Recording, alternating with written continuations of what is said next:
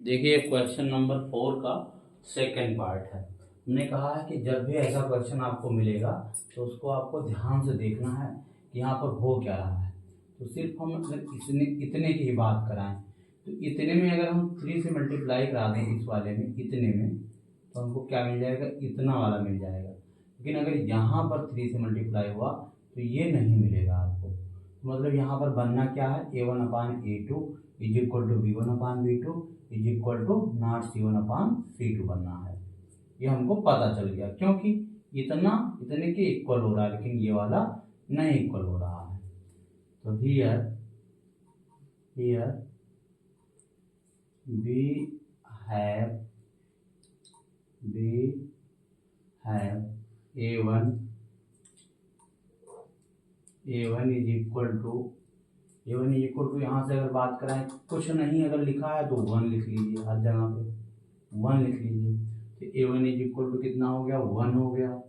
फिर ऐसे ही अगर b1 की बात करें मतलब a1x plus b1y plus c1 is equal to 0 से कंपेरिजन इस वाले को कराना है तो b1 की वैल्यू फिर क्या हो जाएगा, -1 हो जाएगा। ऐसे ही अगर c1 की बात कराएं तो c1 की वैल्यू क्या हो जाएगी, उस साइड अगर 8 चला जाए तो -8 हो जाएगा।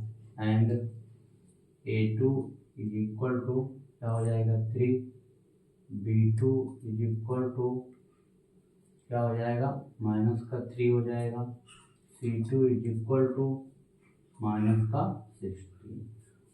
हाँ ना a1/a2 करिए तो 1/3 हो जाएगा। ऐसे ही b1/b2 करिए तो क्या हो जाएगा, -1/3 माइनस कट जाएगा मतलब 1/3 हो गया। फिर c1/c2 इज इक्वल टू क्या हो जाएगा, -8/-16। तो ये कट जाएगा।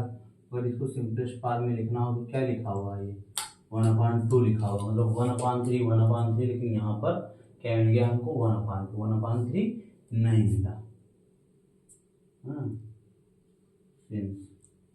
a1/a2 is equal to b1/b2 is equal to not c1/c2। तो ये कौन सा केस होता है नो सॉल्यूशन वाला केस होता है, यानी कि पैरेलल लाइन का केस होता है। अगर बोला है कि pairs of linear equation are consistent तो क्या हो गया, इनकंसिस्टेंट हो गया।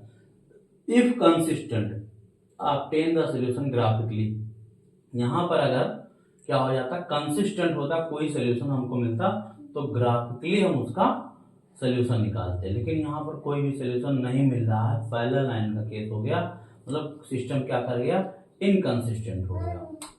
तो अब क्या लिखेंगे,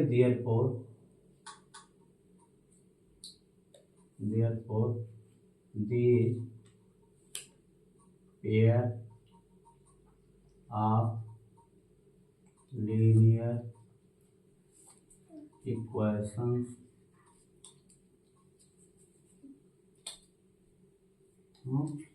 are this pair of linear equations are parallel to each other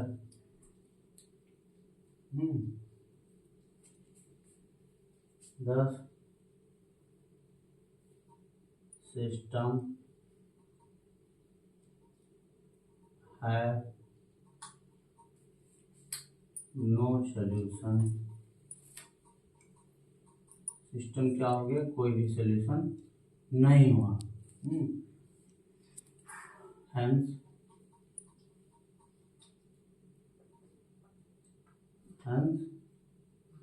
it is a case of inconsistency। एक ऐसा केस हो गया, इनकंसिस्टेंसी का केस हो गया। अगर कंसिस्टेंस होता तो फिर क्या करते हैं, हम ग्राफ की सहायता से सॉल्यूशन पता करते हैं, लेकिन यहाँ पर क्या हो गया, सिस्टम इनकंसिस्टेंट हो गया, कोई भी सॉल्यूशन हमको नहीं मिला। द सिस्टम है नो सोल्यूशन, क्योंकि पैरेलल हो गए, दो लाइनें कैसे दोनों एक दूसरे के पैरेलल हो गए, यहाँ पर कोई सोल्यूशन नहीं मिला। ये हो गया हमारा